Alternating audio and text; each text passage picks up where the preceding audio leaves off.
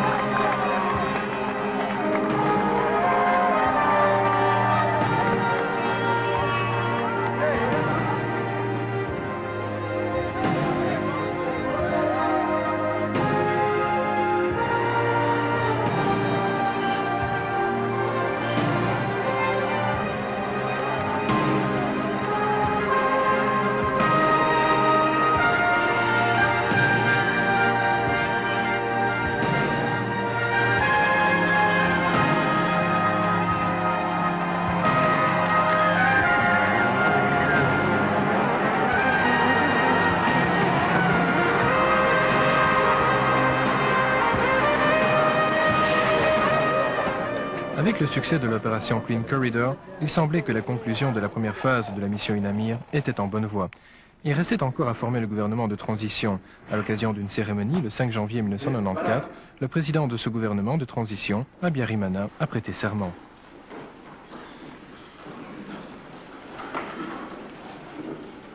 Moi, Habyarimana Juvenal, au nom du Dieu Tout-Puissant, je jure solennellement à la nation de remplir loyalement mes fonctions, de garder fidélité à la République rwandaise, de respecter les institutions de l'État et de promouvoir les intérêts du peuple rwandais dans le respect de la loi fondamentale et des autres lois.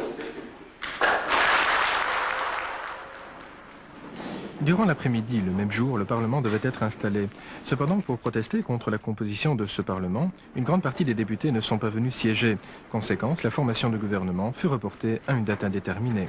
Mais ce gouvernement de transition ne fut jamais formé.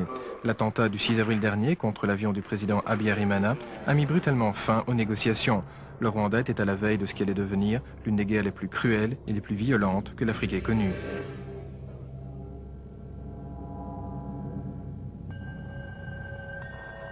L'une des premières victimes fut le Premier ministre rwandais. La Belgique plongea aussi dans le deuil avec la mort des 10 casques bleus chargés de sa surveillance. Une minorité fanatique accusait les casques bleus belges d'être responsables de la mort du président, accusation relayée par une radio libre rwandaise.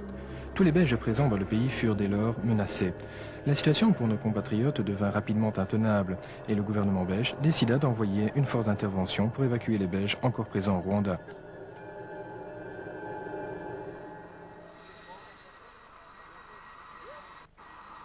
L'opération Silverback commença avec l'atterrissage des parabelges à Nairobi. Cet aéroport allait servir de base pour les opérations tant militaires que humanitaires. Le matériel nécessaire pour l'opération fut principalement acheminé par des C-130 du 15e Wing et des Galaxy américains.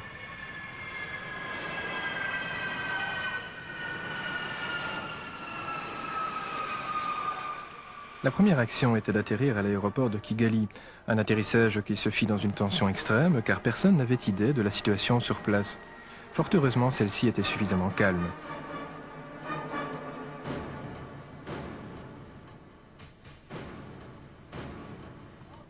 Alpha 6, Alpha 6, Alpha 26, over.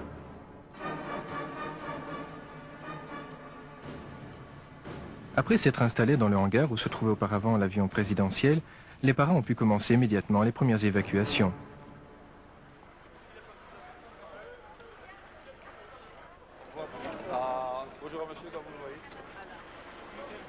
Les premiers réfugiés embarquèrent à destination de Nairobi et rentrèrent à Bruxelles quelques heures plus tard.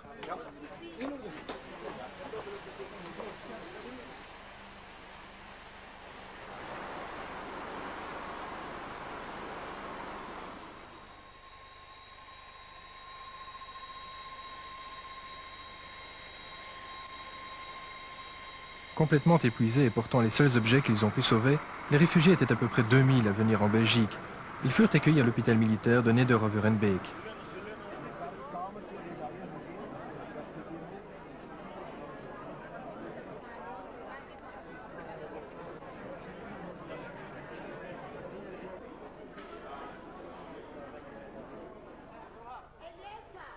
À Kigali même, quelques points d'appui furent installés. C'est là que les éventuels réfugiés pouvaient attendre en sécurité un convoi vers l'aéroport. Un de ces points d'appui, le centre culturel de Kigali, doit cependant être rapidement abandonné. Les positions de l'armée gouvernementale s'en rapprochaient dangereusement.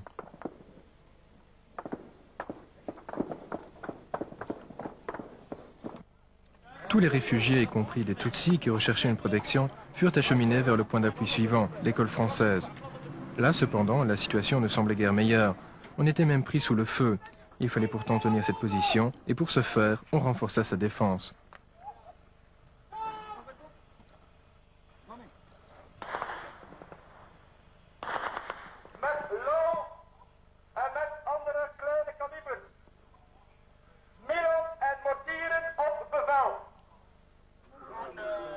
Les hommes de la 17e compagnie restèrent 2 jours pour recueillir les derniers réfugiés. Dans cet hôpital psychiatrique dans les faubourgs de Kigali, les gens sont restés 3 jours pris sous le feu, sans nourriture, sans soins et sans médicaments.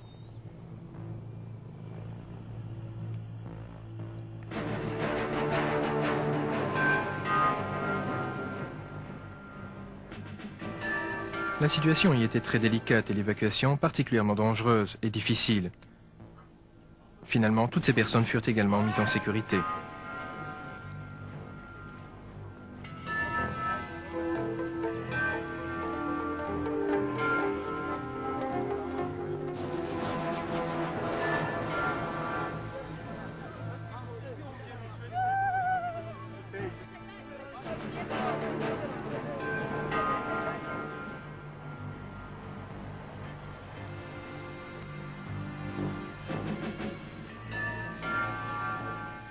Tout comme au début de l'opération, l'aéroport de Kigali était encore relativement calme. Cependant, l'avance de l'armée rebelle devenait une menace sérieuse pour l'armée gouvernementale, qui s'était retirée derrière l'aéroport, lequel se situait du même coup dans la ligne de feu.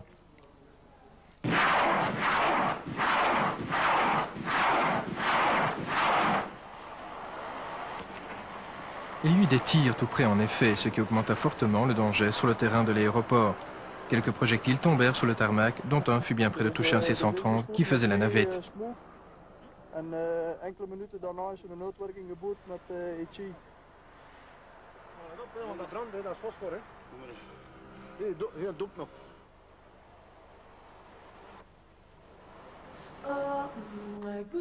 L'un des principaux objectifs de l'opération Silverbeck était d'évacuer un groupe d'orphelins.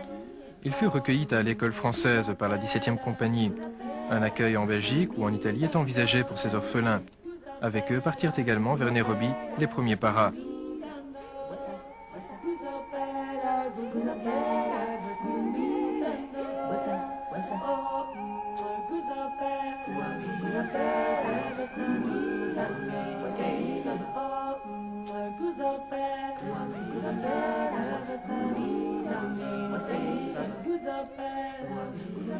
L'opération Silverbeck touchait à sa fin.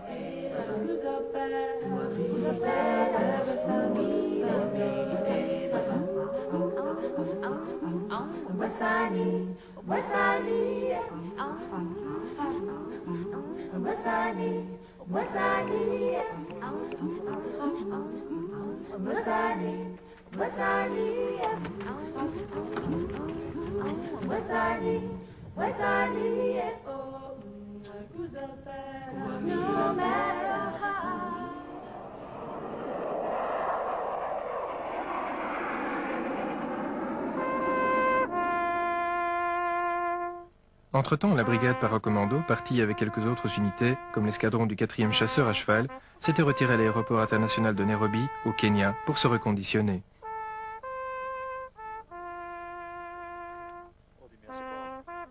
Le repos et l'entretien du matériel étaient, après les derniers événements, plus que bienvenus.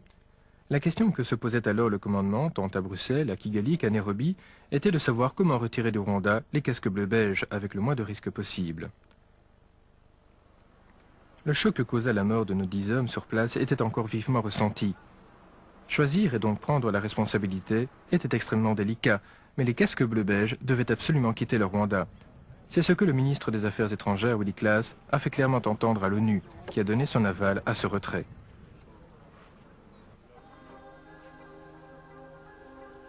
La première possibilité était un pont aérien avec des C-130, mais cela s'avérait difficile vu le grand nombre de véhicules et de casques bleus présents encore à Kigali.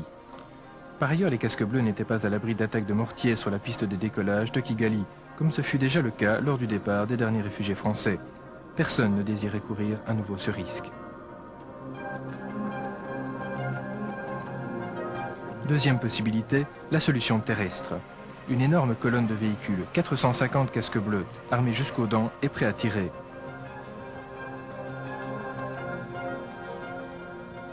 Mais d'autre part, l'armée gouvernementale ne donnerait pas aussi facilement un sauf-conduit aux Belges. En outre, le sentiment anti-belge ne s'était pas encore apaisé, et quelques passages importants sur les 80 km de piste entre Kigali et la frontière étaient aux mains de cette armée. L'exfiltration par cette piste était donc dangereuse, et une intervention de la brigade paracommando à Nairobi serait même peut-être nécessaire.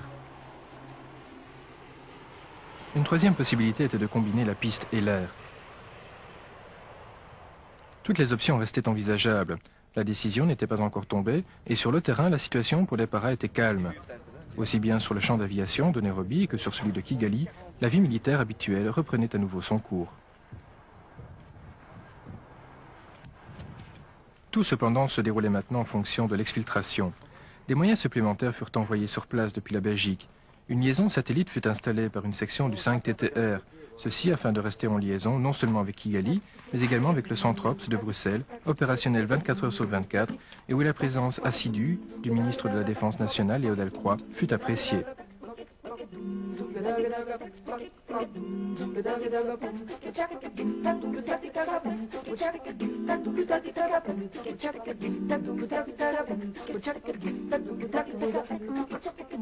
Une équipe médicale de l'hôpital militaire de Neder-Overenbeek fut amenée également en Afrique. Cette antenne chirurgicale devait se tenir prête à recevoir les casques bleus à la frontière rwandaise au cas où l'exfiltration se ferait par la piste. Sa mission, exécuter les interventions médicales urgentes et le premier triage.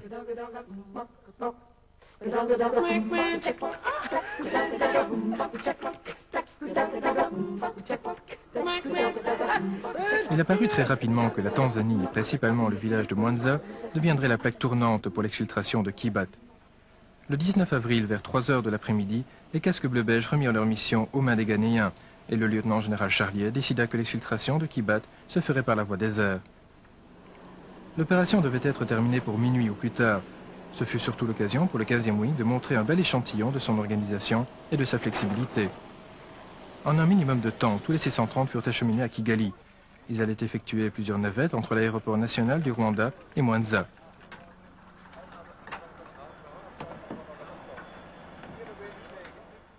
La plupart des pilotes furent briefés sur leur mission en cours de vol. En moins de 5h30, tous les Belges étaient évacués vers Mwanza.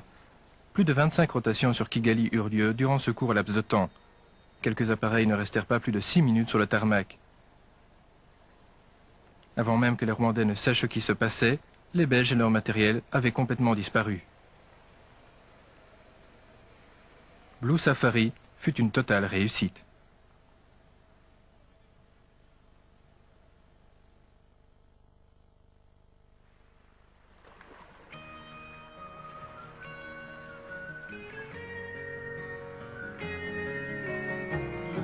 Young men fighting, look at your women crying, look at your young men dying, the way they've always done before.